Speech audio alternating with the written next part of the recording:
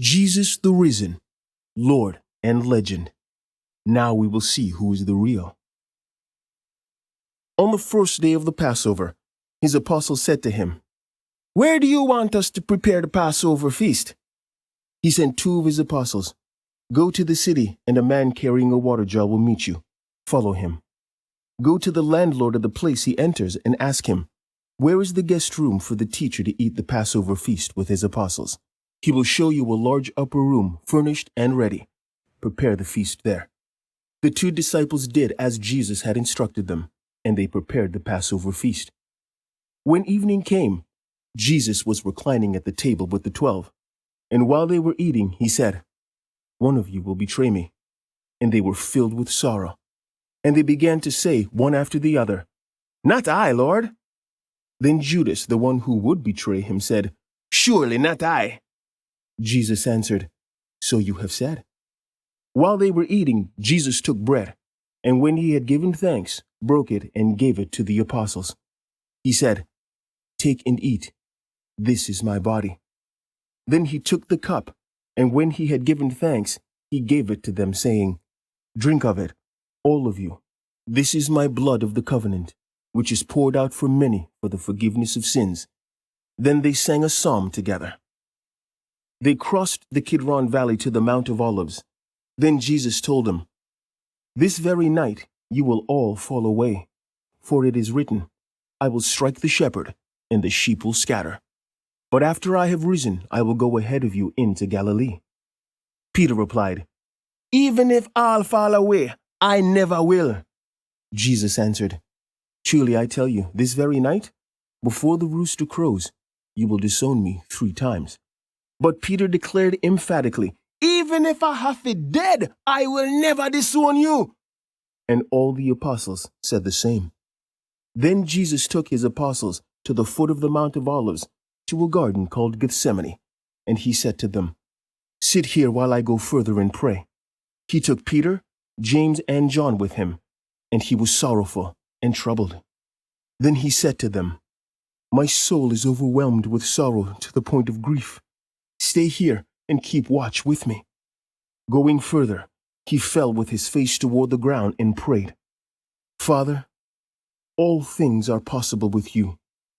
If it is possible that this hour might pass from me, remove this cup from me.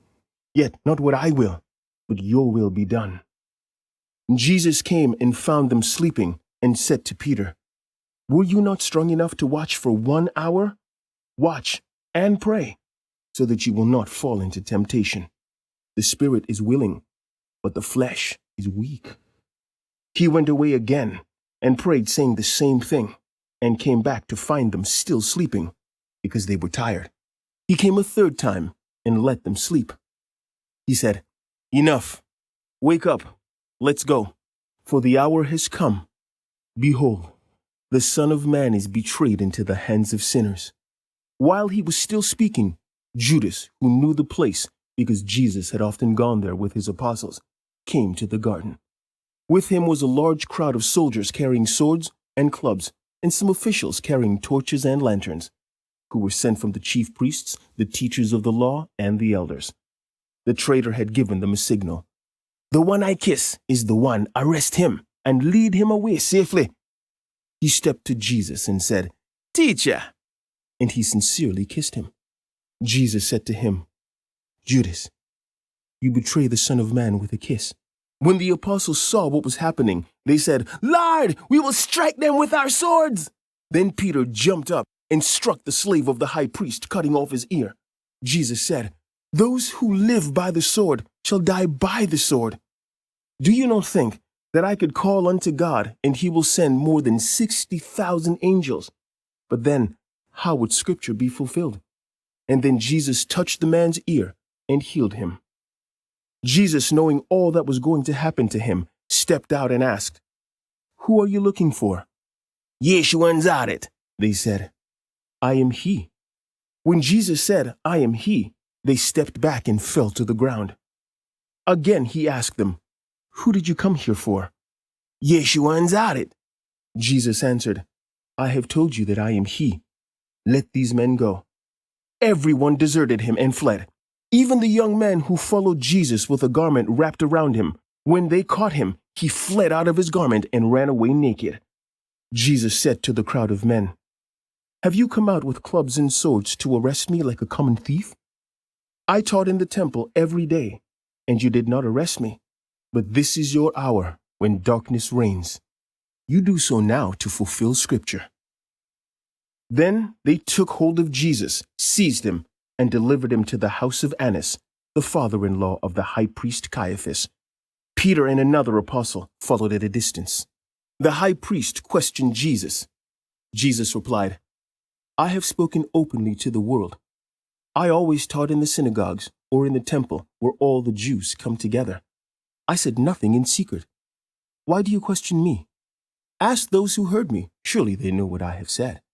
When Jesus said this, one of the officials standing near him slapped him in the face. "Is this the way you answer the high priest?" Jesus said, "If I said something wrong, testify to that wrong. But if I spoke the truth, why do you hit me?" Then Annas bound him and sent him to Caiaphas the high priest. Some people, along with some temple guards, lit a fire in the temple court of the high priest. Peter sat among them, warming himself near the fire. A servant girl saw his face in the light of the fire and stared at him. She said, "You are with Jesus of Nazareth. This one was with him." Peter denied it, saying, "Woman, I don't know him." Peter went on from there, and another said to him, "You are one of them." Peter said, "Nah, man, I am not." About an hour after that, another boldly asserted, "I am certain this one was with him. He is also a Galilean, I can tell by his accent." Peter began to swear and cuss. "I don't know what the ras you are talking about. I swear, I do not know this man." Immediately, while he was still speaking, a rooster crowed, and Peter turned to see the Lord looking at him. Then he remembered the word the Lord told him, "Before the rooster crows, you will deny me 3 times." Peter went outside and wept bitterly.